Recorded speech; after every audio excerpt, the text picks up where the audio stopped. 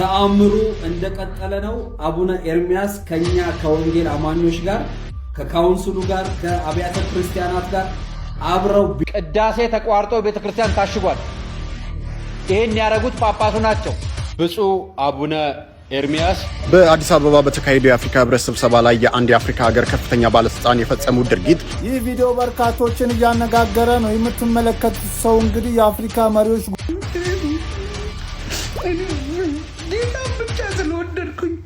ጌታን ስለወደድኩኝ መሄድ እንዳለብኝ ምን ማድረግ እንዳለብኝ እማውቀው አንድ ነገር ብቻ ነው። እሱ እመቤቴን ትለ የትም አትሄድም። ዮኒ ነው ያለች እናቴ መት አይ የእመቤቴ ፍቅር የትም ትንደፋደፋታለ እንጂ ለጊዜው ሞክረው።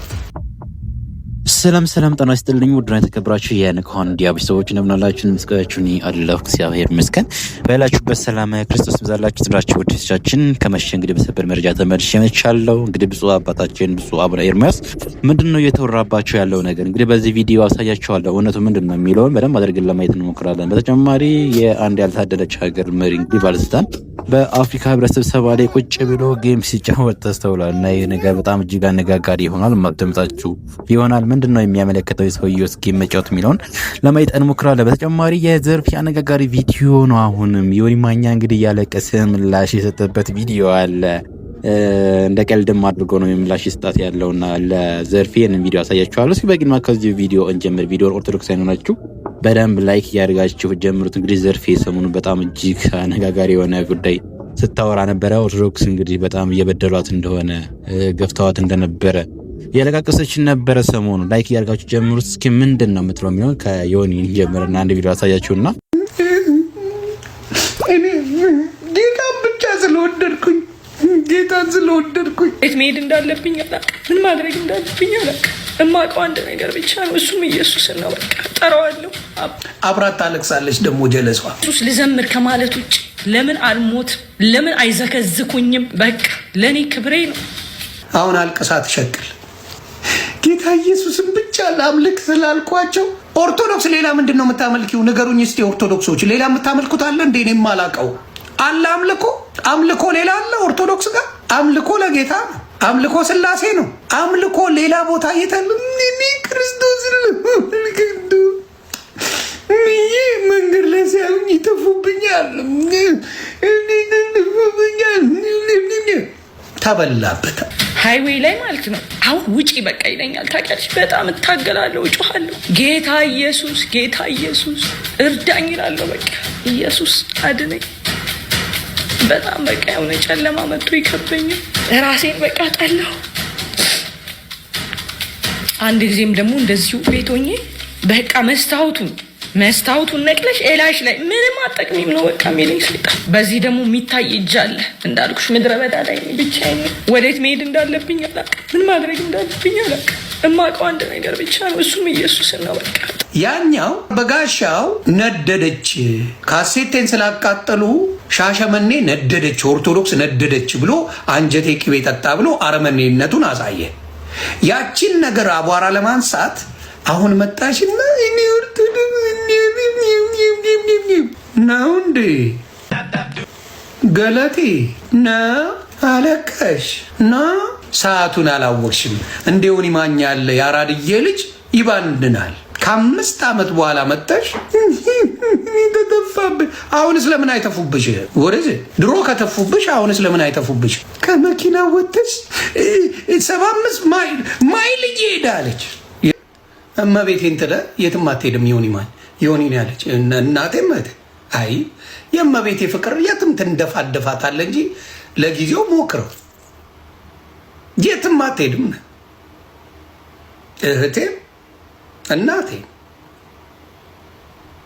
ምክንያቱም የክርስቶስ እናትን በፍጹም የማይሆንልኝ ነገር ነው የኔ። ብዙ ጊዜ እምላለሁ ያመልጠኛል።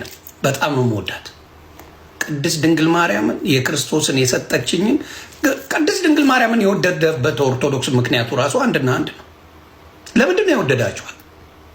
የክርስቶስ እናት ስለሆነች እኮ ነው። ከማንም ያስበለጧት የጌታችን እናት ስለሆነች ነው። እንደው ጭንቅላታቸውን ምን ያህል እንዳደነዘዘው ነጫጭባ እንዴት እንዳደነዘዘው ማየት የምትችሉት አብዛኛውን ክርስትና እናውቃለን የሚባለው እመቤታችን ቅድስት ድንግል ማርያም የተወደደችበት ሪዝን ራሱ ትክክለኛ ሪዝን ነው። ምን አይነት ሪዝን ነው? አዳኙን ጌታን ስለወለደች ዳቦት ሪዝን። ከዛ በፊት ምንም አይነት ሪዝን የላቸውም። ኦርቶዶክስ የሚባል ቅድስት ድንግል ማርያምን የሚወድበት ምንም ሌላ ሪዝን የለም። የጌታ እናት ናት። ዳሴ ከበቂ በላይ ምክንያት አለ። በዚህ ጌታ ኢየሱስ ክርስቶስ የሚከፋው የሚመስላቸው እኮ ጴንጤ ወንድምና እህቶች አሉኝ። ጌታ ኢየሱስ ክርስቶስ የሚከፋው የሚያኮርፍ የሚቀየም ኢየሱስ ክርስቶስን መውለድ በቂ አይደለም ብለው የሚያምኑ ጨርቁን መንካትና መዳን በቂ ነው ብሎ መውለድ በቂ አይደለም የሚሉ አስተሳሰብ ያላቸው በጣም የወረዱ ሰዎች አሉ። ኦኬ ኦርቶዶክሳውያን እንደሰማችሁት ነው እንግዲህ ዮኒ ማኛ እንግዲህ ሰሞኑን በጣም እጅግ አነጋጋሪ ለሆነችው ለዘርፌ ከበደ እንደዚህ ያለ ምላሽ ሰጥቷታል። ዮኒ ማኛ አንዳንድ ጊዜ የሚሰራቸው ቪዲዮዎች በጣም ነው የሚመቹኝ። እውነት ለመናገር ላችኋለኝ ማንም ቢሆን ይህ ልጅ ጠፍቶ እንዲቀር በዛው አንመኝም። ሁላችንም ቢሆን ከቻለን ጸሎት እናደርግለታለን። እውነቱ ገብቶት አሁንም የቤታችን የቅድስት ድንግል ማርያም ፍቅር የገባው ይመስለኛል። ያበርታ፣ እግዚአብሔር ያጠንክር ማለት እወዳለኝ። በዚህ ጉዳይ ላይ ግን በጣም ብዙ ኦርቶዶክሳውያን ዘርፌን እየተቿት ይገኛሉ። ነገር ግን ደግሞ ትችም ተወት አድርገን ምላሽ የሚያስፈልጋት ሆነ ጥያቄዎች ጠይቃለች። ለእነኛ ጥያቄዎች ከታች አንድ ቪዲዮ ሰርቻለሁ በዘርፌ ጉዳይና ገብታችሁ እዩዋቸው፣ ይጠቅማሉ ብዬ አስባለሁ። በጣም ብዙ ኦርቶዶክሳውያን ትመሩባቸዋላቸው ብዬ አስባለሁኝ። ገብታችሁ እዩት። በዘርፌ ጉዳይ አሪፍ ሀሳቦችን እያነሳን ተወያይተንባቸዋል። ከታች ገብታችሁ ቪዲዮ ማየት ትችላላችሁ። አሁን ቀጣይ የምወስዳችሁ እንግዲህ የብፁዕ አባታችን ጉዳይ እናያለን። ወዛ ከሜዳችን በፊት ግን እንግዲህ ሰሞኑን በአዲስ አበባ የአፍሪካ ህብረት ስብሰባ ላይ አንድ ባለስልጣን ጌም ሲጎረጉር ተስተውሏል እና በጣም ብዙዎች ትችት እያደረጉበት ይገኛል። እንደውም ብዙዎችም እየተነጋገሩበት ይገኛል። ይህም መረጃ ላሳያችሁ። በአዲስ አበባ በተካሄደው የአፍሪካ ህብረት ስብሰባ ላይ የአንድ የአፍሪካ ሀገር ከፍተኛ ባለስልጣን የፈጸሙት ድርጊት በብዙዎች ዘንድ ከፍተኛ መነጋገሪያና ቁጣን ቀስቅሷል። ይህ ባለስልጣን አህጉራዊ ጉዳዮች በሚመከሩበት በዚያ ታላቅ መድረክ ላይ የአይፎን ስልካቸውን በማውጣት የሞባይል ጌም ሲጫወቱ ታይተዋል። ይህ ድርጊት በስብሰባው ላይ ተሳታፊ የነበሩ ሰዎችን ያስቆጣ ሲሆን አንዳንዶች ደግሞ በእጅጉ ግርምት ላይ ጥሏቸዋል። የአፍሪካ መሪዎች ለአህጉሪቱ ችግሮች ዘላቂ መፍትሄ ከመፈለግ ይልቅ ጊዜያቸውን እንዲህ ባሉ ትርጉም የለሽ ድርጊቶች ላይ ማሳለፋቸው አህጉሪቱን በዓለም አቀፍ ደረጃ ያላትን መጥፎ ገጽታ ይበልጥ የሚያበላሽ ነው ተብሏል።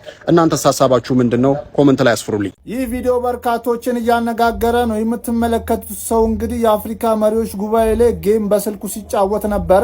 ቪዲዮም እንግዲህ ቲክቶክ ላይ ተለቆ በአሁን ሰዓት በርካቶችን እያነጋገረ ነው። ስንት ሀገር አቋርጣችሁ መታችሁ ቁጭ ብላችሁ ጌም ስትጫወቱ ለነኛ ህዝቦች መልካም የምስራች ዜና ይዤ እመጣለሁ ያለ አንድ ባለስልጣን እነኛን ህዝቦች ይቀይራለሁ ብሎ ተወክሎ የመጣ አንድ ባለስልጣን መሪ በእንደዚህ ያለ መልኩ ቁጭ ብሎ ጌም ይጫወት። ይህን ስብሰባ እኮ ካልፈለገው የማይመጥነው ቦታ መገኘት ከሆነ እንደሱ ቤት በቃ እዚህ ቦታ እኮ አለመምጣት እኮ ይችላል። በጣም የሚቀርብ ነገር እኮ ነገር ግን የሆነ የሚቀርባቸው ጥቅም ስላለ ለዛ ብቻ ነው የሚጓዙት እንጂ አያቸው መሪ ሆነው ለህዝብ እንደማይጨንቁ ህዝብን ከባርነት ከድህነት ቀንበር እናውጣለን የሚሉ መሪዎች ቁጭ ብለው አባቴ በራሳቸው ላይፍ በራሳቸው ያባን የሚሽከረከሩት። ለዚህ ነው አፍሪካ የድህነት ቀንበር ተጭኖባት ያለችው ከድህነት የማትወጣው ማለት ነው። በጣም ያሳዝናል። እኔ እውነት ለመናገር እላቸዋለሁ። ለማንኛውም በዚህ ሀሳብ የራሳችሁን ሀሳብ አስተያየት ኮሜንት ላይ ምጽፉልኝ ይሆናል። እስኪ አሁን ወደ ብፁዕ አባታችን ብፁዕ አቡነ ኤርሚያስ እንሂድ። አንድ ቤተክርስቲያን ዘግተዋል እየተባለ ነው። ከዚህ ጉዳይ እንጀምርና የፕሮቴስታንት ወንድም ያለው ነገር አለ፣ እሱን ማክተምታችሁ። ቅዳሴ ተቋርጦ ቤተክርስቲያን ታሽጓል። ይሄን ያደረጉት ጳጳሱ ናቸው። ብፁዕ አቡነ ኤርሚያስ የሰሜን ወሎ ሀገረ ስብከት ሊቀ ጳጳስ በጋሸና የእመቤታችን አስተርእዮ ማርያም ዕለት ቤተክርስቲያን ሊያስቀድሱ የገቡ ካህናት ቅዳሴው መሃል ላይ አቋርጠው ክብረ በዓል ሊያከብሩ የመጡ ምዕመናን ተበትነው 35 ሰዎች ታስረው ተፈተዋል። 14 ቀን ቆይተው የተፈቱት።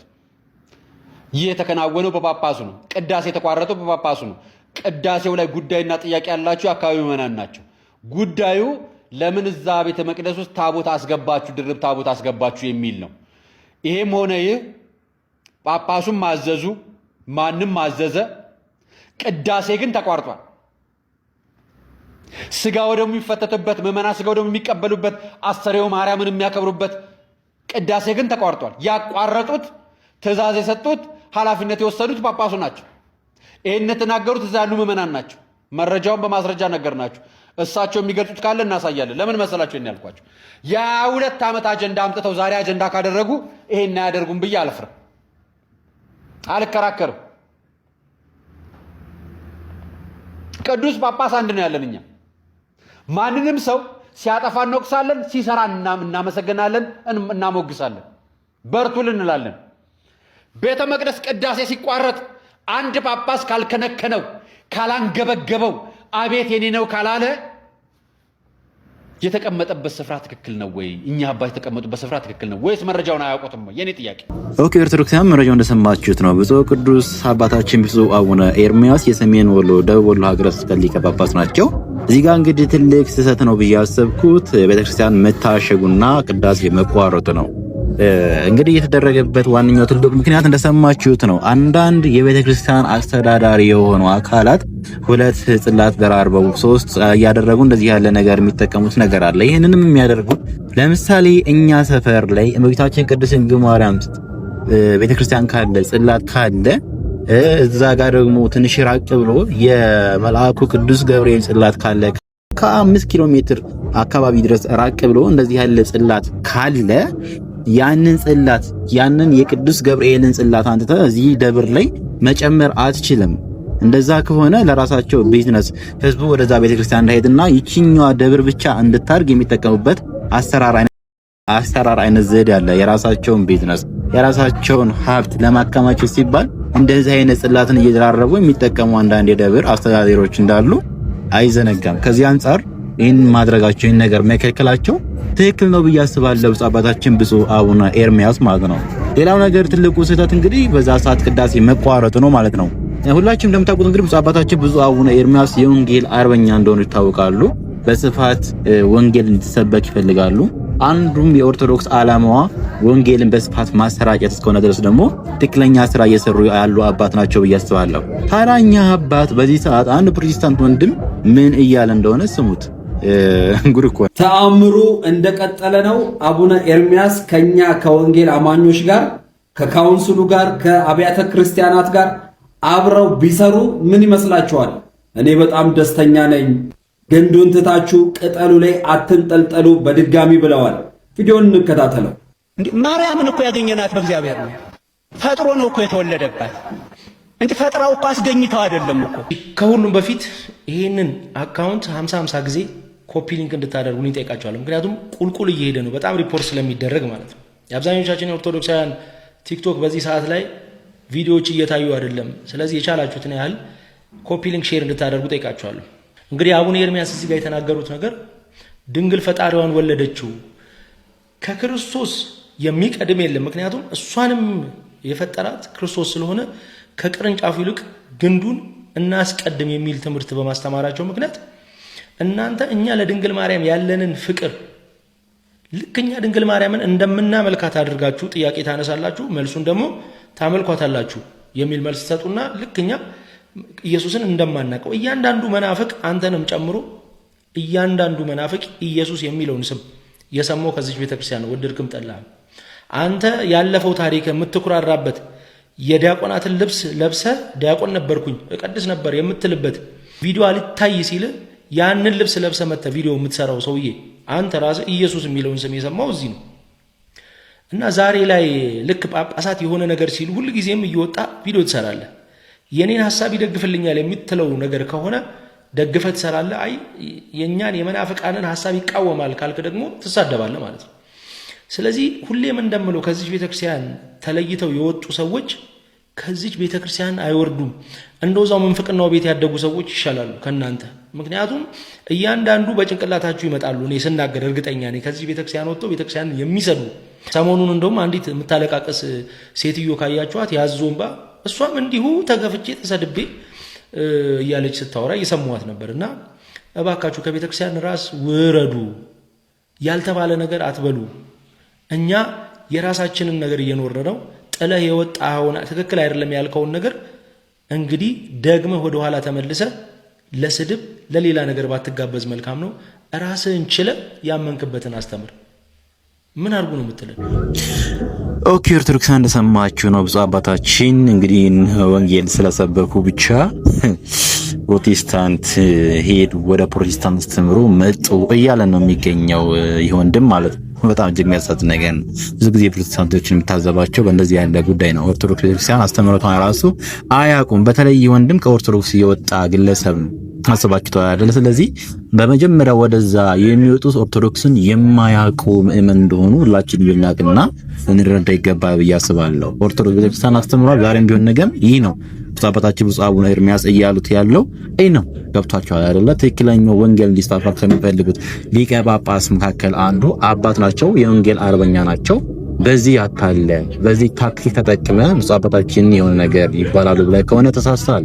ቅድስት ቤተክርስቲያኑ አስቀድማ ክርስቶስ ኢየሱስን ነው የሚሰብከው። በቅዳሴው፣ በማህሌቱ፣ በሰዓታቱ በእያንዳንዱ ስነ ስርዓት ኢየሱስ ክርስቶስን ነው የሚሰብከው። ከዛ ለእመቤታችን ለቅዱሳን የሚሰጣቸውን ክብር የሚሰጣቸውን አማላጅነት እንደየክብራቸው መጠን በየወሩ ታስታውሳለች፣ ትዘክራለች። ገብቷል አይደለ? እና ባካቸው እንደዚህ እንደው ራሳችሁን ባታታሉ መልካም ነው ብዬ አስባለሁ። ወደ ኦፌት ተሰጣጭ ምን ይለናል? ዕብራውያን 12 ቁጥር 2 እስከ 3 ባለው ላይ ፍጹም መልእክተኛ የሆነውን ኢየሱስን እንከተለው አለ። ጳውሎስ ሰባኪ ነው አሉ። የኤቦርን ወገኖች ሲሰብካቸው ምንድነው የሚለው? መልእክተኛ የሆነው ፍጹም መልእክተኛ ነው ያለ። ፍጹም ወንትልዎ እንከተለው ለፍጹም መላክነ ፍጹም መልእክተኛ የሆነ አለ። ቆራጥ መልእክተኛ የሆነውን ኢየሱስን እንከተለው። አጅብ እኮ ነው። እንከተለው እሱ አለ የመከራን ሀፍረት የታገሰ ነው። ዘታገሰ ሀፍረተ መስቀል የመከራን ሀፍረት የቻለ አናህሲዮ መከራውን አቃሎ እንደምንም ሳይቆጥር ማለት ነው። መልካም ኡስታዙ ሲናገር እንደሰማችሁት ዕብራውያን ምዕራፍ 12 ቁጥር 2 እስከ 3 ብሎ የተናገረው ሐዋርያው ቅዱስ ጳውሎስ ኢየሱስ ክርስቶስን ፍጹም መልእክተኛ ምናምን እያለ ብሎ ተናግሯል። እንዳለ ስህተት ነው። እንደዛ አይልም። ከቁጥር 1 ጀምሮ ላንብብላችሁ። እንደዚህ ይላል። እንግዲህ እነዚህን የሚያህሉ ምስክሮች እንደ ደመና በዙሪያችን ካሉልን እኛ ደግሞ ሸክምን ሁሉ ቶሎም የሚከበንን ኃጢአት አስወግደን የእምነታችንንም ራስና ፈጻሚውን ኢየሱስ ክርስቶስን ተመልክተን በፊታችን ያለውን ሩጫ በትዕግስት እንሩጥ። እርሱ ነውርን ንቆ በፊቱም ስላለው ደስታ በመስቀል ታግሶ በእግዚአብሔር ዙፋን ቀኝ ተቀምጧልና ነው የሚለው። ኡስታዙ ግን ኬት እንዳመጣው ባላቅም ደግማችሁ ስሙት። የማይገናኝ ሲያነባ አይታችኋል። ምናልባትም መስጊድ ውስጥ የጻፉት የራሳቸው መጽሐፍ ቅዱስ ሊሆን ይችላል እንጂ የኛ መጽሐፍ ቅዱስ እሱ እንዳነበበው አይደለም የሚለው። በእርግጥ ያው ካልዋሸ እስልምና ሟች ስለሆነ የአሳ ግማቱ አናቱ እንደሚባል እስልምናም ያው መበስበስና መግማት የሚታወቀው ኦሎይስ በውሸት ለማስቀጠል ሲሞክሩ ነው። ቁጥር 3ንም የምንቀጥለው በነፍሳችሁ ዝላችሁ እንዳትደክሙ ከኃጢአተኞች በደረሰበት እንዲህ ባለ መቃወም የጸናውን አስቡ ብሏል። እና ይሄ ክፍል እስልምናን ድባቅ የሚመታ ነው። ምክንያቱም ነውርን ንቆ በፊቱ ስላለው ደስታ በመስቀል ታግሶ ክርስቶስ ስለመሰቀሉ መከራን ስለመቀበሉ በአብ ቀኝ ስለመቀመጡ የሚናገር ነው። ሙስሊሙ እንደመሆኑ ኡስታዙ ደግሞ ክርስቶስ ተሰቅሏል ብሎ አያምንም እና የመስቀል ላይ መከራውን ሲጠቅስ እንዴት አድርጎ አንብቦት ነው? ምናልባትም ለውሸቴ ይረዳኛል ስላለ ብቻ ፍጹም መልእክተኛ ምትል ቃል በመጨመር ማይለውን ክፍሉ ይህንኛውን ለማደብዘዝ ሞክሯል። የክርስቶስን መሰቀል መከራን መቀበል በመስቀል ላይ ማለት ነው፣ በአብ ቀኝ መቀመጡንም እንዲሁ። እናም ኡስታዞች እንደዚህ ወራዳና ውሸታም ናቸው። ማየት ማመን ነው። የእሱንም የኡስታዙን ስሙን ደግማችሁ ይኸው ክፍሉን ግቡና አንብቡት። ኡስታዞቻችሁ ሙስሊሞች ሴቶችም ወንዶችም ይቅርታ አድርጉልኝ፣ ወራዳና ውሸታም ናቸው። ክፍሉ ማይለውን የሚሉ ማለት ነው። ይሄ ደግሞ የሴጣን ባህሪ ነው እና ኡስታዞቻችሁ ከአባታቸው ከዲያብሎስ የተማሩትን ውሸት ለማስቀጠል ይሞክራሉ። እነኚህን አትከተሉ እላለሁ። ላይቭ ነን አሁን ነው። ድንግል ማርያም ሲባል አይከፋቸውም። ስለ ድንግል ማርያም ስለ ቅዱሳን ሲዘመር አይደብራቸውም፣ አይከፋቸውም፣ ደስ ይላቸዋል። ኢየሱስ ሲባል ግን ኧረ ተይ ትንሽም ቢሆን አብረን ነበር። ትንሽ ዓመትም ቢሆን ከሁላችሁም ጋር አብረን ነበር። ስታወሩ አብረውን የነበሩ አገልጋዮች ይታዘቡናል እያላችሁም ትንሽ እንደው ብታፍሩ ትንሽ ጥሩ ነው። አለን፣ በህይወት አለን፣ አልሞትንም። ብዙዎቻችን አለን፣ አልሞትንም። የሞተ አገልጋይ የለም። አብረዋችሁ ሲያገለግሉ ከነበሩት ውስጥ አለን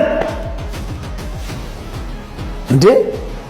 አዎ፣ ቤተክርስቲያናችን በቅዱሳን ምልጃ ታምናለች። አይደለም በቅዱሳን ምልጃ፣ በቅዱሳኑ ስም ቀዝቃዛ ጽዋ ውሃ ብንሰጥ ብንመጸውት እንደምንድን እናምናለን። የማቴዎስ ወንጌል ምዕራፍ 10 ቁጥር 40 ላይ ስለተጻፈ ማለት ነው። ማንም ከነዚህ ከታናናሾች ለአንዱ አይደለም የሚለው፣ ለአንዱ እኮ ነው የሚለው። በጌታ በኢየሱስ ክርስቶስ ስም አይደለም የሚለው፣ በደቀ መዝሙር ስም። ደቀ መዝሙር ማለት ተከታይ ማለት ነው። የሚያጠጣ እውነት እላችኋለሁ ዋጋው አይጠፋበትም ተብሎ ተጽፏል። የማቴዎስ ወንጌል ምዕራፍ 10 ቁጥር 42 ላይ ማየት ትችላለሽ። አሁን እናምናለን፣ በቅዱሳን ምልጃ እናምናለን። ቅዱሳን ያማልዱናል፣ ቅዱሳን ያስታርቁናል፣ ያስታርቁናል። ለምን? የማስታረቁን ቃል እሱ ማስታረቁን አንድ ጊዜ ለሁል ጊዜ ፈጽሞ ከሄደ በኋላ የማስታረቁን ቃል በእኛ አኖረ ስለሚል የእግዚአብሔር ቃል ላንብብልሽ እስቲ። ሁለተኛ ቆሮንቶስ ምዕራፍ 5 ቁጥር 19 ጀምሮ ቁጥር 18 ጀምሮ ላንብበው። ነገር ግን የሆነ ሁሉ በክርስቶስ እግዚአብሔር በክርስቶስ ሆኖ ዓለሙን ከእርሱ ጋር ያስታርቅ ነበረ፣ በደላቸውንም አይቆጥርባቸውም ነበረ ካለ በኋላ በእኛ የማስታረቅ ቃል አኖረ ይላል። በእኛ በቅዱሳኑ አኑሯል። እንግዲህ እግዚአብሔር በእኛ እንደሚማለድ ስለ ክርስቶስ መልእክተኞች ነን፣ ከእግዚአብሔር ጋር ታረቁ ብለን እንለምናለን እንማለዳለን ይላል። ቃሉ ነው የሚለው። ሁለተኛ ቆሮንቶስ ምዕራፍ 5 ቁጥር 18 ጀምሮ ይማልዱልናል፣ ይለምኑልናል፣ ያስታርቁናል እንላለን። ደማቸውን አፍሰው ግን ከዘላለም ሞት ወደ ዘላለም ሕይወት አሻግረውናል አንልም።